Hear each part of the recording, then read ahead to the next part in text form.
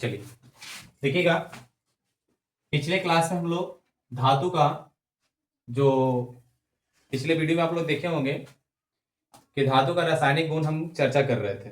भौतिक गुण की चर्चा हम लोग कर चुके थे, ठीक है ना। अब आगे हम लोग बढ़ते हैं। धातु का जो दूसरा रूप रासायनिक गुण का दूसरा पार्ट में आता है धातु को जल के साथ। कल हम किए थे धातु को वायु के साथ अभिक्रिया कर रहे थे, यानी जब भी कोई धातु को, जैसे मैग्नीशियम ले लेते हैं हम लोग, और मैग्नीशियम को अगर ऑक्सीजन तो अकेले नहीं आएगा, जब भी आएगा तो O2 के साथ आएगा।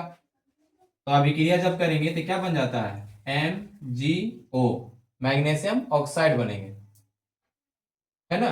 जब भी कोई धातु ऑक्सीजन से क्रिया कर रहा है तो क्या बन जाता है धातु ऑक्साइड। क्या बनते हैं धातु ऑक्साइड।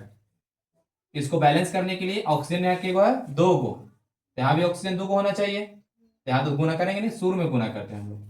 अब ऑक्सीजन 2 गो हो गया, लेकिन मैग्नीशियम के गो हो गया 2 गो, तो इसके तरीके यहाँ पे हम लोग 2 से गुना कर देंगे। तो ये पिछली क्लास में की चर्चा हम लोग कर चुके थे।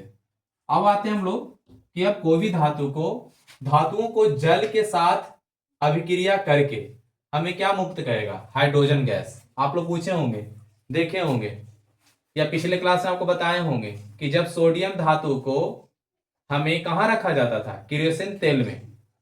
जब भी वो सोडियम जल में अगर रखेंगे तो हाइड्रोजन को क्रिया करके हाइड्रोजन को क्या करेगा, हटा देगा। और हाइड्रोजन क्या होते हैं, ज्वलनशील होते हैं, ज्वलनशील गैस होता है, वो आग लगा देता है। क्या कर देगा, वो आग लगा देगा, क्योंकि अभिक्रिया करके हाइड्रोजन को बाहर कर देगा। हाइड्रोजन जो होता है जलने में मदद करता है आप लोग को। ठीक वही काम देखिएगा कि जब भी कोई धातु को जल के साथ अभिक्रिया करके हाइड्रोजन गैस तथा धातु ऑक्साइड या हाइड्रोक्साइड बनाते हैं। जब भी कोई धातु है जल से क्रिया किया तो क्या बन जाएगा, धातु के ऑक्साइड बनेंगे, यानी कह सकते हैं हाइड्रोक्साइड, और हाइड्रोजन को क्या कर देगा, बाहर कर देंगे। जैसे हम कुछ कोई एग्जांपल लेते हैं, जैसे मान लिया जाए हम लोग पोटेशियम लेते हैं। क्या ले लिए, पोटेशियम को आप अभिक्रिया कीजिए जल के साथ। क्या कीजिएगा, जल के साथ, तो क्या बना देगा आपको, ये पोटेशियम है, यानी कि हाइड्रोक्स धातु के ऑक्साइड बनेगा।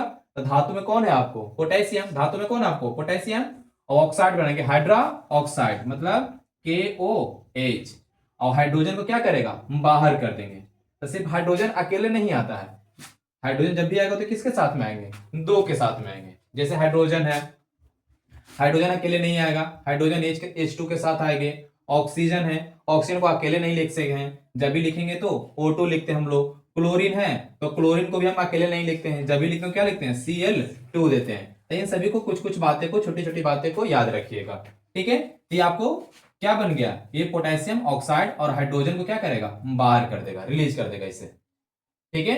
अब इसको बैलेंस करने के लिए देखिएगा, इधर हाइड्रोजन के गो है 2 गो, इधर हाइड्रोजन के गो है 2 गो, ऑक्सीजन के गो है 1 गो, इधर हाइड्रोजन 1 गो आई 2 गो, 2 गुना हो गया। इधर हाइड्रोजन के हो गया आपको 1 गो, ये हो गया, और 2 गो, तो क्या हो गया आपको 3 गो, 3 गो हो गया। आया हाइड्रोजन के गो है 2 गो, तो ऐसा कीजिए, यहाँ आप क्या कीजिएगा, 2 कर दीजिए, तो 2 हाइड्रोजन के गो हो गया 4 गो, 2 हाइड्रोजन के गो 4 गो, तो यहाँ भी हाइड्रोजन के गो हो गया 4 गो, लेकिन पोटेशियम यहाँ के गो हो गया 1 गो, 2 गो, और ऑक्सीजन भी के गो हो गया 2 गो।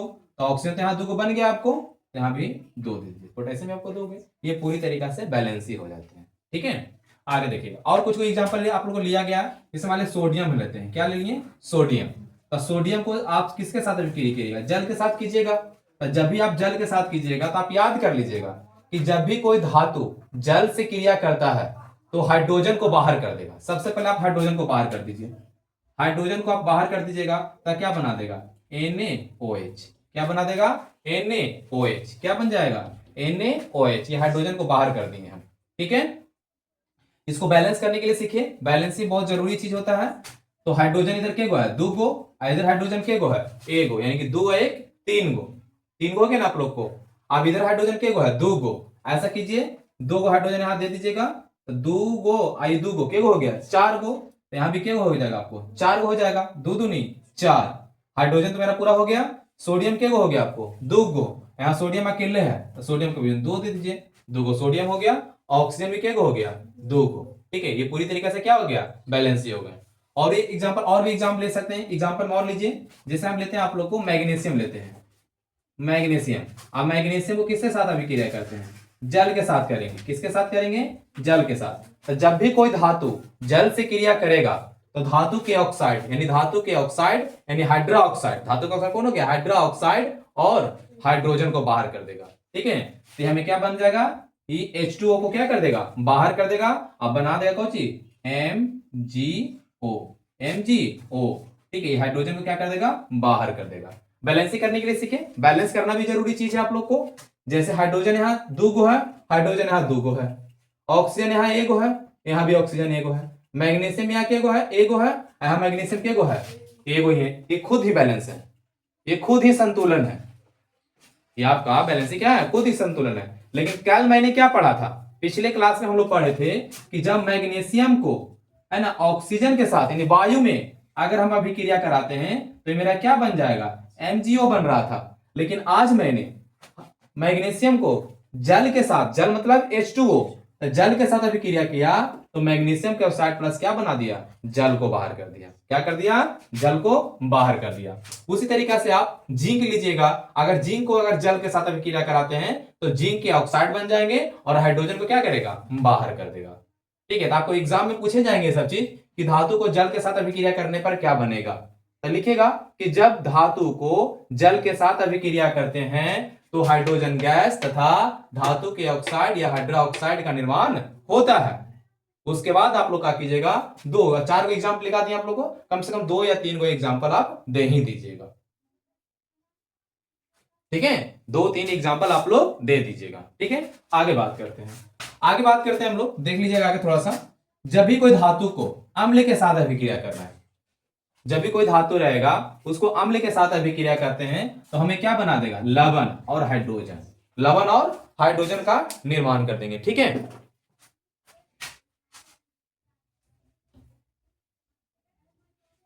ध्यान दीजिएगा, अगर किसी भी धातु, कोई धातु हम लेते हैं, जैसे धातु हो गया आपका, जब भी कोई धातु है, धातु को साथ किसी का साथ कीजिएगा, अम्ल के साथ, किसके साथ, अम्ल के साथ क्रिया कीजिएगा तो ये क्या बना देगा, लवण, लवण प्लस क्या बना देगा, हाइड्रोजन को बाहर कर देगा। जब भी कोई धातु को अम्ल के साथ अभिक्रिया करेंगे तो क्या बनेगा, लवण और हाइड्रोजन बनेंगे। जैसे हम लोग मैग्नीशियम लेते हैं, क्या ले लिए, मैग्नीशियम। अब मैग्नीशियम को साधारण अम्ल में, अम्ल का मतलब जो हाइड्रोजन के साथ रहे वो है ना, यानी कि HCl ले लिए, क्या ले लिए, HCl ले लिए। अब देखिएगा, सबसे पहले देखिएगा मैग्नीशियम है और यहां पर अम्ल है, तो क्या सबसे पहले हाइड्रोजन को, क्योंकि हाइड्रोजन बढ़ रहा है तो हाइड्रोजन को आप क्या कीजिए, बाहर कर दीजिएगा। आया क्या बनेगा, MgCl,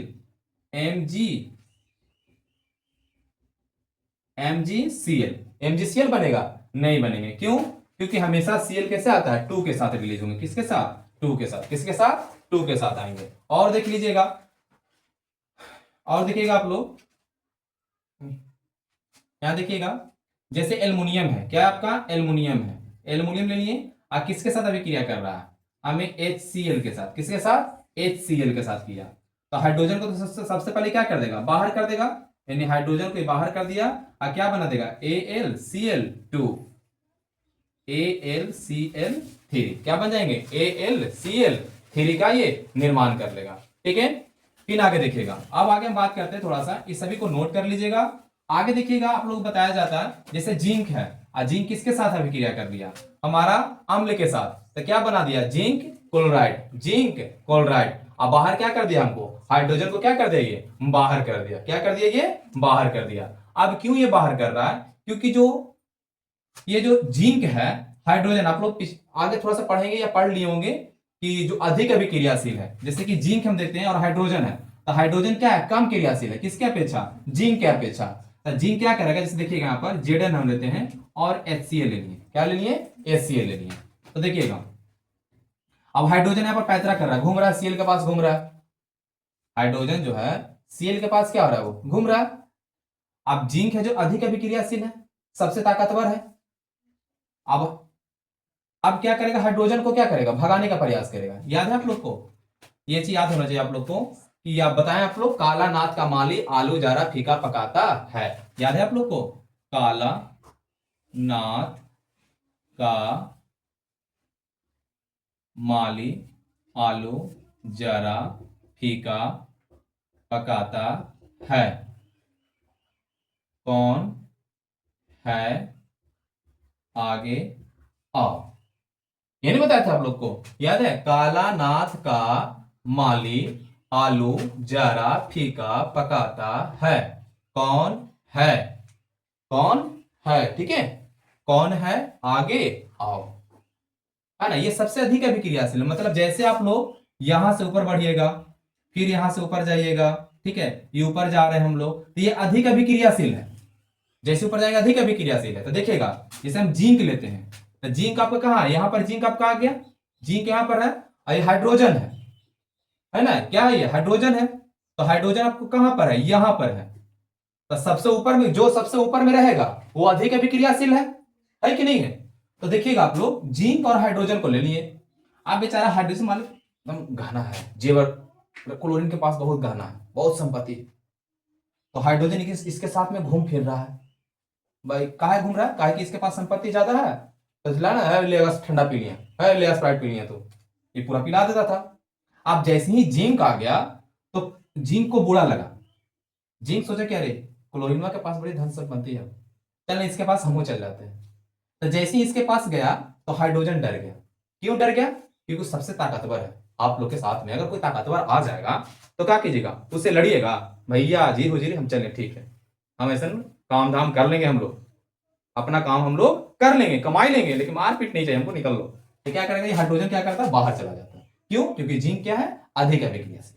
तो बेचारा जिंक उठेगा, अरे भाग रही, यहाँ हाइड्रोजन बाहर आ गया। तो हाइड्रोजन तो अकेले आएगा नहीं, जब भी आएगा तो किसके साथ में आएगा? दो के साथ आएगा आपको, आप प्लस में, यही ZnCl। ZnCl भी तो अकेले नहीं आता, ZnCl2, ZnCl2, ठीक है। और देखिएगा, फिर देखते हैं हम लोग, आगे बात करते हैं। जैसे मैग्नीशियम लेते हैं, मैग्नीशियम ले लिए, यानी Mg प्लस HNO3, HNO3, ठीक है। इस कुछ कुछ को आपको याद करना पड़ेगा। देखिए मैग्नीशियम है, मैग्नीशियम कहाँ आ गया? मैग्नीशियम मैग्नीशियम मैग्नीशियम मैग्नीशियम की यहाँ पर है आप लोग का, मैग्नीशियम यहाँ पर है आप लोग का, ठीक है। इस मैग्नीशियम को और किसके साथ देखिए, अरे भाई NO3 है, संपत्ति ज्यादा है इसके पास, हाइड्रोजन है, तो हाइड्रोजन तो है आपका। तो हाइड्रोजन और मैग्नीशियम में सबसे अधिक अभिक्रियाशील कौन है? मैग्नीशियम। तो मैग्नीशियम को जैसे ही हाइड्रोजन देखेगा कि अरे मैग्नीशियम आ रहा है, अब हमको बनने नहीं देगा, तो सबसे पहले हाइड्रोजन क्या करेगा? बाहर चला जाएगा। हाइड्रोजन क्या हो गया? बाहर चला गया, ठीक है। अब मैग्नीशियम को जो वैलेंसी आप निकालेंगे तो 2 आ जाते हैं, आगे पढ़ेगा आप लोग को मिलेगा पढ़ने के लिए। तो देखिएगा ये आपका क्या बन जाएंगे? Mg, क्या बन जाएगा?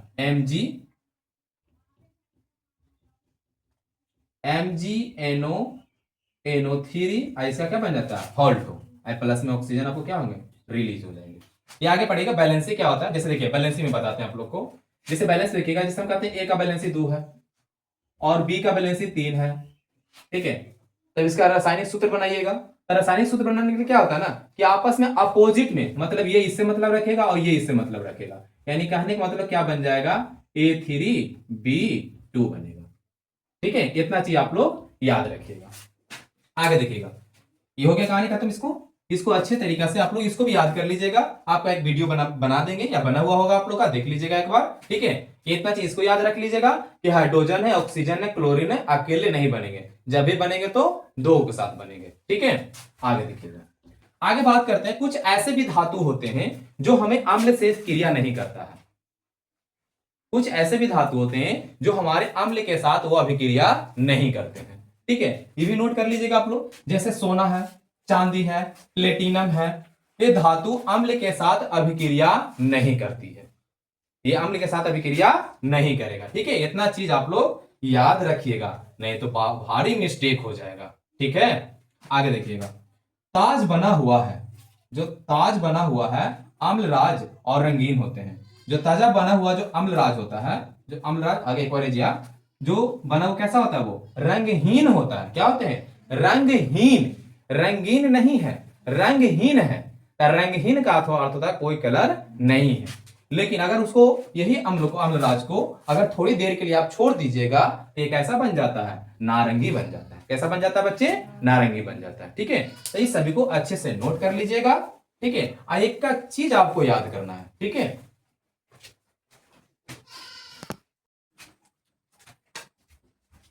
देखिएगा, आप लोग जैसी जो अभिक्रियाशीलता तत्व में आप लोगों का एक छोटा सा मिस्टेक हो गया था, जो पूरा देखिएगा, एक टेक्निकल आपको दिया गया था कि काला, नाक, का, माली, आलू, जरा,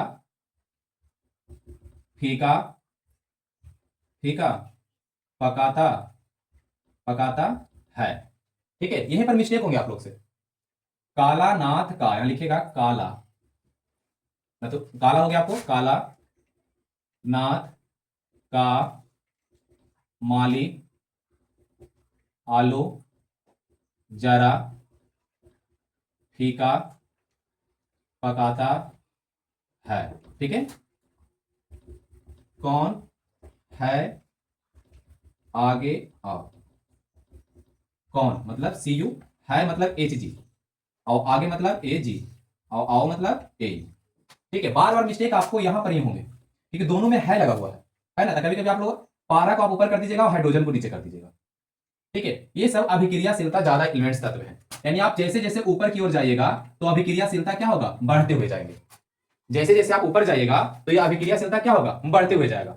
आपसे हम पूछ देंगे कि बताइएगा कि सबसे अधिक अभिक्रियाशील कौन है, मैग्नीशियम है या कैल्शियम है। तो देखिएगा आप लोग देखिएगा कि सबसे ऊपर में कौन है, कैल्शियम है, और फिर नीचे मैग्नीशियम आ गया, मतलब सबसे ऊपर में वो है तो कैल्शियम हो गया इसका अधिक अभिक्रियाशील। फिर देखिएगा अगर हम देते हैं एल्युमिनियम देते हैं और दे दिए हाइड्रोजन दे दिए, अब हम कहेंगे आप लोग को इसमें से अधिक अभिक्रियाशील कौन है, तो देखिएगा कि सबसे नीचे में कौन है, जो सबसे नीचे रहेगा वो कम अभिक्रियाशील, और जो सबसे ऊपर में रहेगा वो अधिक अभिक्रियाशील। तो सबसे ऊपर में कौन है, एल्युमिनियम है या हाइड्रोजन है, तो कौन है आपका, एल्युमिनियम कहां गया सबसे ऊपर में और हाइड्रोजन कहां गया नीचे में, तो अधिक अभिक्रियाशील कौन है आपका, एल्युमिनियम। ठीक है, ये अभिक्रियाशीलता के लिए आप लोग को एक छोटा सा देखिएगा आप लोग, जैसे कि बता देते हैं, जैसे देखिएगा एक हम देते हैं आपको जिंक ले लेते हैं और कॉपर सल्फेट लेते हैं हम लोग। जिंक लेनी है, क्या लेनी है, कॉपर सल्फेट हम लेते हैं। ठीक है, जिंक और कॉपर सल्फेट लेते हैं हम लोग। ठीक है, देखिएगा इसको जब बनाइएगा आप लोग तो देखिएगा जैसे कि ये सल्फर जो SO4 है ये अमीर है, ये अमीर है। जैसे आप लोग को दोस्त के पास में रहता है तो जो सबसे ज्यादा अमीर हमेशा खर्चा करते रहता है, हमेशा ओकरे पीछे रहेगा, हुजूरी हुजूरी करेगा, जी हुजूर जी हुजूर, करोगे नहीं करोगे तुम लोग, वही काम ये कर रहा है, कॉपर भी वही काम कर रहा है, कॉपर भी क्या कर रहा है, वही काम कर रहा है। तो अब यही बात को इसको बुरा लग गया जिंक को कि भैया कॉपरवा के बड़े खर्चा उर्चा खिला, अगर हम हमारा साथ रह जाइए तो हमरो खिलेते, है कि नहीं है। अब ये कॉपर को देखिएगा, कॉपर है कहां, एक्चुअली कॉपर है यहां पर और जिंक कहां है यहां पर, तो सबसे ताकतवर कौन है, जिंक है या कॉपर है, यानी आपको जिंक सबसे ताकतवर है। और अगर जिंक यहां पर आने के लिए कहेगा तो दोनों में झगड़ा होगा, फाइट होगा, ढिसुम ढिसुम होगा। तो जब ढिसुम ढिसुम होगा तो कॉपर क्या होगा, हार जाएगा। और हारेगा किस कारण से, क्योंकि अभिक्रियाशील क्या है, कम है, किसके अपेक्षा, जिंक की अपेक्षा। तो बेचारा जब दोनों में फाइट होगा तो कॉपर क्या करेगा, बाहर चला जाएगा, भैया हमको नहीं लड़ना है, बस हमरा मत मार, हम भाग जाएंगे अपने से, चला गया। अब बन गया कौन आपको ZnSO4, क्या बना दिया आपको, ZnSO4 बना दिया। ठीक है, और भी आप लोग देख सकते हैं, जैसे आप देखिएगा हम लेते हैं आयरन लेते हैं, क्या लेंगे वो, आयरन लेते हैं हम लोग, और ले आते हैं CuSO4 लेते हैं, फिर इसी को लेते हैं CuSO4 लेते हैं, वही काम करेंगे। देखिएगा आयरन है और कॉपर सल्फेट आप लोग का। ठीक है, दोनों के बीच जब अभिक्रिया करिएगा तो सबसे पहले ध्यान रखिएगा कि सबसे ज्यादा अभिक्रियाशील कौन है, आयरन है कॉपर है, तो बेचारा इसके साथ में रह रहा है, इसके साथ वो रह रहा है। ठीक है, इस बात को ध्यान रखिएगा। तो आयरन आपका कहां है, काला नाग का माली आलू यहां पर, यानी यहां पर आपका है, और कॉपर कहां है, कॉपर यहां पर है। तो सबसे ऊपर में कौन है, आयरन है, और सबसे नीचे कौन है, कॉपर है। तो कॉपर यहां रहेगा, जब ये इसका एंट्री हो जाएगा, जब ये आयरन का एंट्री हो जाएगा तो बेचारा तुरंत भाग जाएगा, कि भाग भाग के चला गया वहां पर, Cu आ गया, क्या आ गया, Cu आ गया। अभी क्या बना देगा, FeSO4, ये उपचेप में बन जाएगा आपको। ठीक है, ये चीज ध्यान रखिएगा। फिर कॉपर है, कॉपर धातु है, और जब वहां की जगह आप लोग गैस से हाइड्रोजन उपलब्ध होता था, हाइड्रोजन कहां चला जाता, ऊपर चला जाता था। ठीक है, तो ये चीज देखिएगा कि जो अधिक अभिक्रियाशील वाले एलिमेंट्स होंगे वो कम अभिक्रियाशील वाले को विस्थापित कर देगा, उसको हटा देगा। ठीक है, और हटा के खुद वहां पर क्या हो जाएगा, बैठ जाएगा। ठीक है, तो ये चीज याद कर लीजिएगा, छोटा सा चीज है, पोटेशियम है, सोडियम है, कैल्शियम है, मैग्नीशियम है, एल्युमिनियम है, जिंक है, आयरन है, लेड है, हाइड्रोजन है, कॉपर है, पारा है, एजी यानी चांदी हो गया, ए यानी सोना हो गया। काला नाथ का माली आलू जरा फीका पकाता है, कौन है आगे आओ। एक लाइन में आपको क्लियर हो गया, और ये अधिक अभिक्रियाशील है, जैसे जैसे आप ऊपर जाइएगा वैसे वैसे अभिक्रियाशीलता क्या होगा, बढ़ते हुए जाएगा। ठीक है, याद रहेगा इस चीज में अभिक्रियाशीलता, हाँ एक ध्यान रखिएगा। आप जैसा हम यही लेते हैं, आप Cu को यहां देते हैं, आप प्लस में Fe हम यहां देते हैं, और SO4 यहां देते हैं, आप अभिक्रिया करते हैं। अब इसको इससे अभिक्रिया कर रहे हैं हम लोग। अब आयरन क्या है, मगन में है कि भैया हमारा कोई हटाएगा, है ना, हम तो भाई पूरा ठंडा पानी एकदम, होटल में जाना, रेस्टोरेंट में जाना, खाना पीना सब इसको चलते रहता है, किसको, आयरन को। ठीक है, अब जैसे इसको कॉपर को बुरा लग गया से तुमको बुरा लगेगा, ये कॉपर को बुरा इसलिए लगे कि बार बार खर्चा यही कर रहा है, ठीक है। आप दोनों में इंट्री जब हुआ, दोनों के बीच में झगड़ा होगा, तो इस बात को आप नहीं कह सकते कि हाँ चला जाएगा। बात तो इसको गड़बड़ है कि जो बरियार रहेगा वो जीतेगा और जो कमजोर रहेगा वो हारेगा। तो देखिएगा कॉपर कहाँ है, कॉपर कॉपर कॉपर यहाँ पर है, कॉपर यहाँ पर है, यहाँ कॉपर आ गया और आयरन का ऊपर में है, आयरन क्या हुआ ऊपर में है। तो बताइए कॉपर बरियार है कि आयरन बरियार है? आप लोग को क्या बरियार है? आयरन बरियार है। आयरन क्या है? बरियार है। आई बेचारा कमजोर है, ये बरियार है, ये बरियार है, ये कमजोर है, यानी स्ट्रॉन्ग है। ये जैसे हटता है मार को ना, भागल पावर नहीं लगेगा, मार के भगा देगा कॉपर को, इसलिए यह अभिक्रिया नहीं कर पाएंगे। यानी कम अभिक्रियाशील वाले तत्व अधिक अभिक्रियाशील वाले तत्व को विस्थापित नहीं करेगा, ठीक है। इस बात को ध्यान रखिएगा कि कम अभिक्रियाशील वाले तत्व अधिक अभिक्रियाशील वाले एलिमेंट के साथ वो दहन नहीं कर सकते हैं, वो नहीं विस्थापित करेगा उसको, ठीक है। इस बात को याद रखिएगा। जैसे यहाँ पर हम लोग जिंक है, अगर जिंक को हम यहाँ कर देते हैं, जैसे कि Cu देते हैं आप प्लस में ZnSO4 हम देते हैं, आई दोनों के बीच में अभिक्रिया कराइएगा, ठीक है। तो देखिएगा जिंक आपको यहाँ पर है, zinc zinc zinc zinc zinc zinc zinc कहाँ गया? जिंक यहाँ पर आ गया, आ गया ना। आप देखिए कॉपर कहाँ है? Copper copper copper copper copper copper नीचे है, कॉपर यहाँ पर आ गया आपका, यानी कि कॉपर आपको यहाँ पर है और जिंक आपको यहाँ है। तो दोनों में स्ट्रॉन्ग कौन है? जिंक। तो जिंक हटेगा, कॉपर वहां से हट जाता है, ये माइनस में कम है, ये नीचे है, कमजोर है ये, तो जिंक हटेगा, मार के भगा देगा कॉपर के, कि भागना है जैसे तेज बन भी ज्यादा, उसको क्या करेगा? भगा देगा, यानी कि इसका रिएक्शन नहीं होगा, ठीक है। इस अच्छा से एक छोटी सी नोट्स है, इसको उतार लीजिएगा और जो पीछे थोड़ा सा मिस्टेक हुआ था आपको वो अपना वहां पर वो सुधार लीजिएगा, ठीक है। चलिए आगे हम लोग बढ़ते हैं। अगला हम लोग का लास्ट है जो धातु का रासायनिक विधि के रूप में जो कैसे पहचानेंगे कि कोई धातु है। लास्ट हम लोग का जो द्विधर्मी और उभयधर्मी ऑक्साइड, ये आपके एग्जाम से बहुत ही इंपॉर्टेंट है। ये टॉपिक एग्जाम में भर भर के क्वेश्चन आते हैं। उभयधर्मी ऑक्साइड पूछेगा, उभयधर्मी ऑक्साइड कौन कौन है? उभयधर्मी ऑक्साइड कौन कौन है, ये आपसे पूछा जाएगा, ठीक है। देखिएगा कहा जाता है द्विधर्मी रहे या उभयधर्मी ऑक्साइड, ऐसे धातु जो अम्ल तथा क्षार दोनों से, अम्ल से भी और क्षार से भी, अम्ल और क्षार से दोनों से भी क्रिया करके वो क्या बना देता है? लवण और जल बनाते हैं। यानी वे उभयधर्मी ऑक्साइड जो अम्ल हो या क्षार, ऐसा नहीं कि दोनों से, वे उभयधर्मी ऑक्साइड जो अम्ल से अगर क्रिया करेगा तो क्या बनाएगा? धातु, लवण और जल बनाएगा। उभयधर्मी ऑक्साइड होंगे जो क्षार से भी क्रिया करके क्या बना देगा? लवण और जल, यानी धातु, लवण और जल, वही किया गया। जैसे देखिएगा जब भी कोई धातु है, धातु के ऑक्साइड अम्ल से क्रिया करेगा तो धातु लवण बनाएगा और जल बना देगा आपको, और सी धातु ऑक्साइड है अब क्षार से भी क्रिया करेगा तो क्या बना देगा? धातु, लवण और जल बनाएंगे, ठीक है। ये आपको कुछ उभयधर्मी ऑक्साइड दे दिया गया है। देखिए Al2O3, ये आपका अम्ल है, अम्ल से भी क्रिया किया तो ये लवण बना दिया और जल को क्या किया? बाहर कर दिया।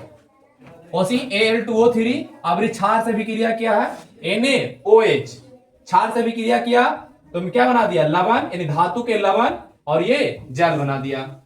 ये देखिएगा जिंक ऑक्साइड, जिंक ऑक्साइड क्या है? उभयधर्मी ऑक्साइड है, ठीक है। यानी अम्ल से साथ अभिक्रिया किया, यानी क्योंकि ये हाइड्रोजन साथ में है तो अम्ल के साथ अभिक्रिया किया तो क्या बना दिया? जिंक के क्लोराइड और जल बना दिया। और उसी जिंक ऑक्साइड क्षार से भी क्रिया किया तो लवण और जल बना देंगे, धातु के लवण और जल। ये भी लाइन आपको याद करना बहुत ही जरूरी है। लाइन को, ये लाइन को याद करने के लिए आपको बहुत इंपॉर्टेंट है, ये एग्जाम में भर भर के आएंगे, पूछा जाएगा निम्न में कौन उभयधर्मी ऑक्साइड नहीं है। तो इसमें से आप लोग को कोई 4 वो रहेगा दिया हुआ, एक को गायब रहेगा, तो ये आपको पूरा याद करना है, लगभग चारों याद कर लीजिए। कुछ उभयधर्मी ऑक्साइड जो बहुत ही एग्जाम के लेकर बहुत इंपॉर्टेंट है, ये Al2O3, PbO2, ZnO और H2O2, ये चारों उभयधर्मी ऑक्साइड है, ठीक है ना। उभयधर्मी ऑक्साइड अम्ल से भी क्रिया करेगा तो धातु, लवण और जल बनाएंगे। फिर है उभयधर्मी ऑक्साइड क्षार से भी क्रिया करेगा तो धातु, लवण और जल बनाएगा। ये सब अभिक्रिया, ये लाइन आपको याद करना पड़ जाएगा, ठीक है। आगे देखिएगा, आगे हम बात करते हैं, आप लोग पिछले अभी जस्ट आप लोग को बताए थे अम्लराज, है ना। ये अम्लराज यानी एक्वारेजिया माने HCl अनुपात HNO3। पूछा जाएगा कि अम्लराज में किसका मिश्रण होता है? अम्लराज किस किस से बने होते हैं? तो HCl अनुपात क्या? HNO3, यानी रॉयल गैस, रॉयल जल का नाम लैटिन शब्द में क्या कहते हैं? इसको एक्वा रेजिया कहते हैं। मतलब कि रॉयल जल का लैटिन शब्द ही, ये जो अम्ल राज है एक्वा रेजिया है ना, ये एक्वा रेजिया एक शब्द है, यानी कि रॉयल जल का ही लैटिन शब्द क्या नाम देते हैं उसको? Aqua regia. यानी एक्वा रेजिया में आपको जो 3:1 के अनुपात में सांद्र मतलब घुलना है ना, हाइड्रोक्लोरिक अम्ल और सांद्र नाइट्रिक अम्ल, यानी कि हाइड्रोक्लोरिक अम्ल का अनुपात कितना होता है? 3, और नाइट्रिक अम्ल का अनुपात कितना होता है? 1। यानी आप कह सकते हैं कि हमारा HCl और HNO3 इसका जो अनुपात अगर पूछ दिया जाएगा कि HCl अनुपात HNO3 का अनुपात कितना होता है? 3:1। 3:1। इसी को हम लोग क्या कहते हैं? अम्ल राज कहते हैं। क्या कहते हैं इसको? अम्ल राज कहते हैं। इसे एक्वा रेजिया भी कहा जाता है। यह सोना को भी गला सकता है। मतलब अम्ल राज का उपयोग हम लोग कहाँ करते हैं? सोना है, चांदी है, उसको शुद्धिकरण करने में। अब अम्ल राज के घोल में सोना को अगर डाल दीजिएगा, वो पूरी तरीका से सोना को क्या कर देगा? घोल कर देगा। ठीक है, वही लिखा हुआ है कि एक्वा रेजिया जो होते हैं सोना को भी क्या कर देता है? गला सकता है। नोट में कुछ आपको बता दिया गया है कि जो धातुओं की जो कुल संख्या होती है, आपको पीरियडिक टेबल में बता दिया गया होगा कि कुल मेरे 118 तत्व हैं, जिसमें से आपको बता दिया गया 92 को धातु होते हैं, और 22 को आपको अधातु होते हैं, और 7 को आपको क्या होते हैं? उपधातु होते हैं। यानी कि धातु की संख्या अधातु से क्या होती है? अधिक होती है। यानी कह सकते हैं कि धातुओं की तुलना में जितना धातु होता है वो अधातु की संख्या क्या होती है? कम होती है। और अधातु की संख्या क्या होती है? कम होती है। आगे कुछ देखिएगा, यह यानी एक्वा रेजिया की बात किया जा रहा है। सोना, प्लेटिनम जैसे धातुओं को गलाने के लिए क्या है? समर्थ होता है। मतलब एक्वा रेजिया जो होते हैं हमारा, वो प्लेटिनम है या सोना है, इन सभी धातुओं को वो गलाने में क्या होते हैं? वो समर्थ होते हैं। ठीक है, इस क्लास को बहुत इंपॉर्टेंट है, आपको एक्वा रेजिया याद कर लीजिएगा। अम्ल राज में किसका किसका मिश्रण होता है? तो HCl अनुपात HNO3 होता है। अम्ल राज कहते हैं किसको है? अनुपात क्या होता है? 3:1 होता है हमारा। अम्ल राज में किस धातु को घुलन किया जाता है? इस सभी की चर्चा आप लोग को इस क्लास में कर दिया गया है। इसको अच्छे तरीका से याद कर लीजिएगा। ठीक है।